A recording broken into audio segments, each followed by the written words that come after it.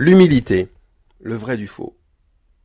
L'humilité est devenue la première vertu à acquérir de nos jours, car elle est synonyme d'une grande sagesse. On le sait, hein, l'homme, la femme, à qui on attribue l'humilité, est couvert d'admiration et de louanges par ses semblables. Les croyants le savent aussi très bien, puisqu'ils sont aux premières loges. Celui qui est humble d'esprit obtient la gloire, nous dit le livre des Proverbes, au chapitre 29 et au verset 23. Ah, vous savez, cette personne, elle est si humble. Elle ne cherche pas à vous dominer, non. Elle ne cherche pas non plus à vous imposer ses convictions. Elle vous écoute et elle vous donne toujours un petit mot d'encouragement. Elle reste dans sa condition modeste et sans revendiquer quoi que ce soit. Quelle personne admirable. Alors est-ce que c'est ça l'humilité? En toute logique, il me semble que ce nouveau Graal, puisqu'il faut parler de Graal aujourd'hui, que ce nouveau Graal devrait être là, mais présent de façon naturelle chez le croyant. En tout cas, le croyant qui croit dans le Dieu « Je suis ». Ce Dieu qui a été donné, ce nom qui a été donné à Moïse, parce qu'il en est justement le représentant privilégié. Eh bien, être humble est plus rare, beaucoup plus rare que l'on croit. Pourquoi? D'abord parce qu'il existe trois sortes de personnes. La première, celles qui sont hautaines et orgueilleuses, et qui le montrent sans le cacher. C'est d'ailleurs une portion non négligeable de gens. Ensuite, il existe un grand nombre de personnes qui veulent manifester ce Graal de l'humilité, mais qui le sont en apparence seulement, par leur paraître, et elles se trahiront lors d'événements inattendus. Et enfin, il existe, c'est vrai, un petit nombre qui travaille à l'acquérir, mais elles manifestent justement cette vertu. Alors, intéressons-nous d'abord à la deuxième sorte de personnes, celles qui recherchent l'humilité et qui pensent l'avoir atteint par leurs efforts ou par leurs conditions. Vous savez, une condition, ça peut être un âge plus avancé, ou un niveau spirituel supérieur, ou encore un niveau social modeste. En fait, ce genre de personnes, elles se font elles-mêmes petites. Elles se rendent modestes. Elles se forcent au pardon. Elles s'empêchent de donner une opinion qui les trahirait. Elles cachent leurs addictions. Elles vont même jusqu'à montrer leur richesse matérielle comme étant le fruit de leur humilité. Éclabousser les autres de son humilité, eh bien c'est passer dans l'art de la fausse humilité. Est-ce que vous connaissez cette citation très juste qui dit « Ne te fais pas si petit, tu n'es pas si grand ». Alors, c'est vrai, il y a un salaire à se faire petit pour paraître pieux ou vertueux. Et le proverbe 18, verset 12, nous donne le temps de l'humilité. Écoutez bien cela.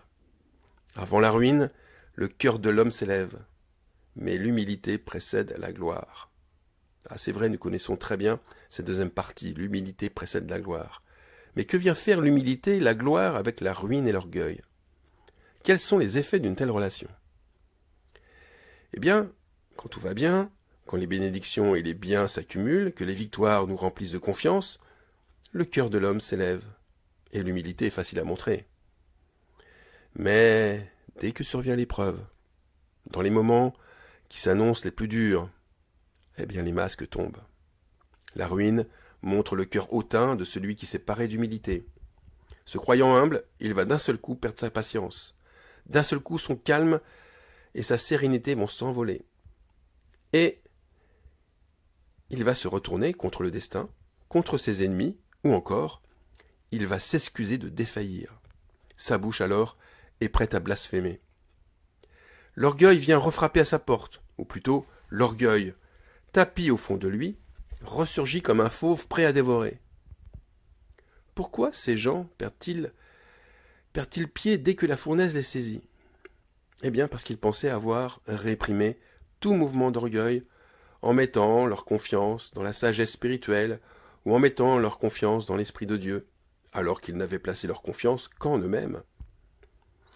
L'humilité, c'est vrai, précède la gloire. Mais la ruine pointant son nez, la fausse humilité se dévoile. La fausse humilité, avant d'être dévoilée, elle se confond souvent avec une vertu, une force permanente dans l'attitude, dans les paroles, dans les relations aux autres. En fait, elle se fait voir quand tout peut être contrôlé, maîtrisé et bien sûr anticipé. Le Mahatma Gandhi disait « Cultiver l'humilité, ça revient à cultiver l'hypocrisie ». Et certains, on peut le dire, sont passés maîtres dans le fait de se vêtir d'humilité comme de leur principal manteau. Alors ils sont comme Amon qui est roi de Juda, qui régna 2 ans à Jérusalem. Amon fit ce qui est mal aux yeux de l'Éternel. Il sacrifia toutes les images taillées qu'avait faites Manassé son père. C'est-à-dire, dans un langage un peu plus clair, eh bien Amon ne brisa pas l'orgueil, l'arrogance et le fait de chercher à s'élever au-dessus de Dieu, puisqu'il servit ces images taillées. Ce qui veut dire aussi que, officiellement, par de beaux discours, il plaçait haut la bannière de l'humilité. Mais dans les faits, son cœur à lui, était rempli d'orgueil et de suffisance. Ces images dominants, loin d'être brisées, étaient bien vivantes. Elles étaient bien choyées dans son cœur. Au verset 23 du chapitre 33, dans le 2e livre des Chroniques, il est écrit « Et Amon ne s'humilia pas devant l'Éternel. Il se rendit de plus en plus coupable. » Alors quel fut son salaire? Verset 24. Ses serviteurs conspirèrent contre lui et le firent mourir dans sa maison. Voilà le salaire de la fausse humilité. La trahison pour le traître, la mort pour l'hypocrite. Alors où se trouve cette véritable humilité? Est-ce que l'humilité est une onction? Non, l'humilité n'est pas une onction. L'humilité, c'est un fruit provenant de l'onction. Ce fruit, il vient avec le temps. Il lui faut braver le mauvais temps et mûrir au soleil. Car ce fruit, il est mélangé à la douceur, à la bonté et à la patience. Et l'humilité se façonne avec le temps. Il nous faut, concrètement, il nous faut aimer ceux qui ne sont pas aimables. Il nous faut supporter ceux qui se plaignent, comme il nous faut courber le dos aux injustices. Et pire, il nous faut aussi accepter l'humiliation comme Christ l'a vécu. De plus, sans l'intégrité, nous ne pouvons atteindre cet état d'âme. Car ce n'est pas d'une imitation que nous devons tirer notre inspiration, mais d'une mise à nu complète devant notre Seigneur. Et cette mise à nu demande de s'éloigner de tout péché après les avoir confessés, et cela pas une fois, pas 2 fois, mais régulièrement. Et c'est pour cela que l'humilité nous rend conscients de notre état de racheté. Nous sommes des pécheurs graciés, ne le perdons pas de vue. Graciés par Dieu, et personne ne mérite sa grâce, personne. La conscience de la grâce divine, elle sert à nous plonger dans l'humilité,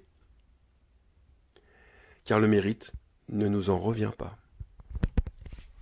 Alors il ne s'agit pas de comprendre en quoi consiste l'humilité, puisque l'intelligence n'a absolument rien à voir avec la grâce. Il s'agit de briser notre âme pour y laisser grandir l'humilité. Car notre âme, tant qu'elle n'est pas débarrassée de toute souillure, mais elle désire jouer avec l'humilité. Vous savez, je prends un exemple, un leader charismatique va y trouver une force, une stratégie de communication, un objet de manipulation. Rien de mieux pour attirer la confiance de l'autre que de se faire humble. Regardez aussi les films qui ont été faits sur Jésus. C'est stupéfiant.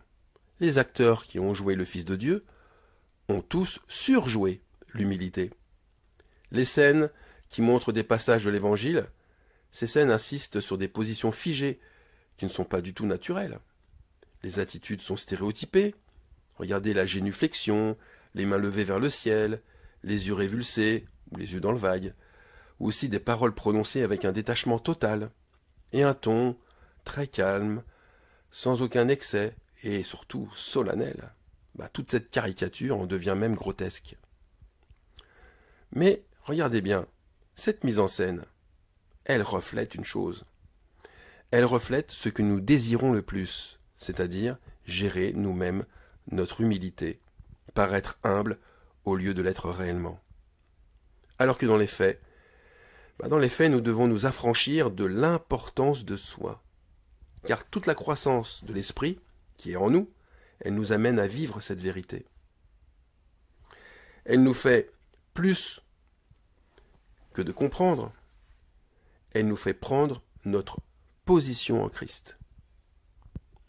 Mais voilà toujours et encore l'orgueil, cette tentation, qui est trop forte et qui est souvent impossible à résoudre, puisque l'onction qui est reçue est bien vite étouffée par l'envie, par les désirs de décider par soi-même. L'homme tenté par le diable, mais il souhaite changer les pierres en pain. Il est séduit par les miracles plus que par le besoin des autres. Il préfère les biens de ce monde à la parole de Dieu. Il n'a plus l'humilité de dire et de croire que l'homme ne vivra pas de pain seulement, mais de toute parole qui sort de la bouche de Dieu. Il préfère, c'est sûr, le pain à la parole. Ah, c'est vrai, il ne le dira pas forcément, mais il le manifestera sûrement. Alors pour Jésus-Christ, certes, lui aussi, il n'a pas été épargné par la tentation. Même Jésus, le Fils de Dieu, a dû s'abaisser. Même lui, Dieu incarné, a dû fléchir le genou pour recevoir la bénédiction du Père. Et il y a un moment qui correspond au corps brisé de notre Seigneur. Et ce moment est pour nous. Jésus nous le montre. Pendant qu'il mangeait, Jésus prit du pain et après avoir rendu grâce, il le rompit. Et il le leur donna en disant, c'est-à-dire il l'ordonna aux disciples, en leur disant « Prenez, ceci est mon corps ». Vous voyez, c'est bien en mangeant sa chair et en buvant son sang que nous rendons grâce et que nous accédons à la véritable humilité divine, celle qui nous fait franchir la porte des noces de l'agneau. L'humilité, qui est le corps brisé, c'est le principal trait de caractère du royaume de Dieu. Tous ceux qui en sont dépourvus resteront derrière la porte à se lamenter sur leur sort, même s'ils ont accumulé victoire sur victoire pour Dieu.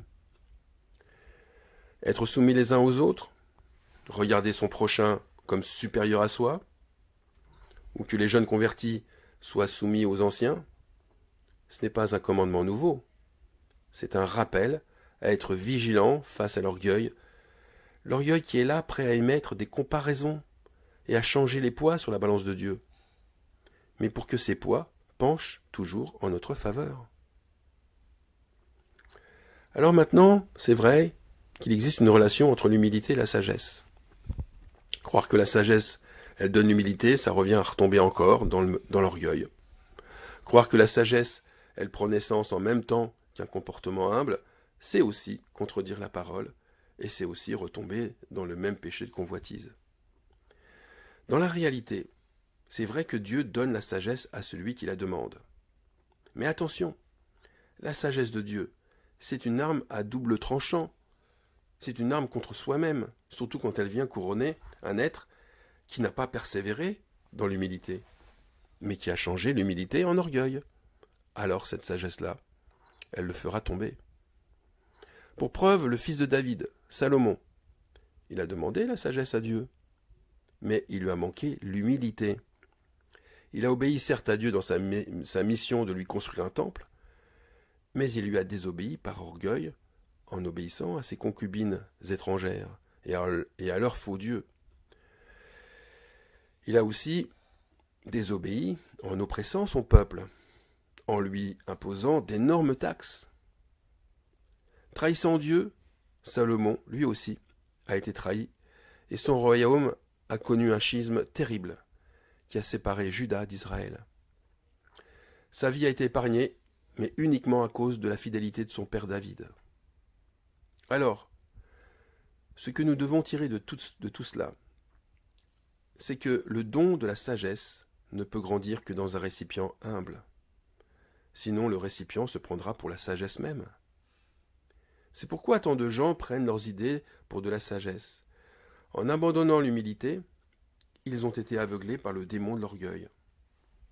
Ils ont pris alors leur propre pensée pour celle du divin.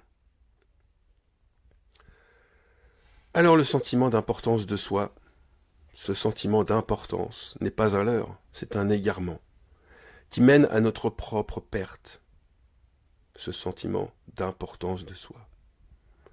Être humble, mais c'est plutôt aimer la vérité plus que soi, au point de s'oublier soi-même.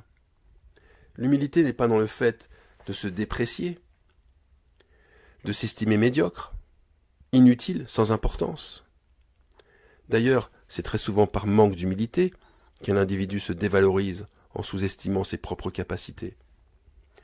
Le sentiment d'infériorité m'y rejoint, lui aussi, très bien celui de l'orgueil. Non, aimer la vérité nous fait nous regarder en Dieu. Et quand nous nous regardons en Dieu, nous prenons conscience de nos faiblesses.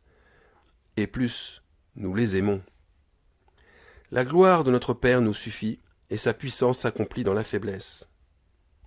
C'est pourquoi Dieu se complaît avec un peuple qui est humble et soumis, car ce peuple ne regardera pas ses faiblesses comme des échecs, mais ce peuple regardera tout comme la manifestation visible de la volonté de Dieu.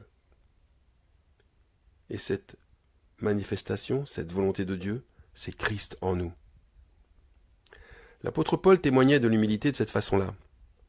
Il disait « Je me plais dans les faiblesses, je me plais dans les outrages, dans les calamités, dans les persécutions, dans les détresses pour Christ. Car quand je suis faible, c'est alors que je suis fort. » Vous voyez ? Tout sert à la gloire de Dieu. Tout, même nos apparentes erreurs, nos oublis, nos hésitations, nos actes manqués, nos moments de fatigue ou de lassitude. Tout sert à la gloire de Dieu, même nos infirmités. L'humilité, c'est juste reconnaître ce que nous sommes, et rien de plus comme rien de moins. Et nous ne sommes rien sans Dieu. Donc la vraie humilité est là. Et là, je reprends ce que disait Simone Weil. La vraie humilité, l'humilité reine des vertus, c'est le refus d'exister en dehors de Dieu. Alors je terminerai en disant que l'humilité, en fin de compte, elle n'a de limite que ce que l'Esprit Saint nous permet d'exercer. Il a encore de quoi nous surprendre, l'Esprit Saint. Amen.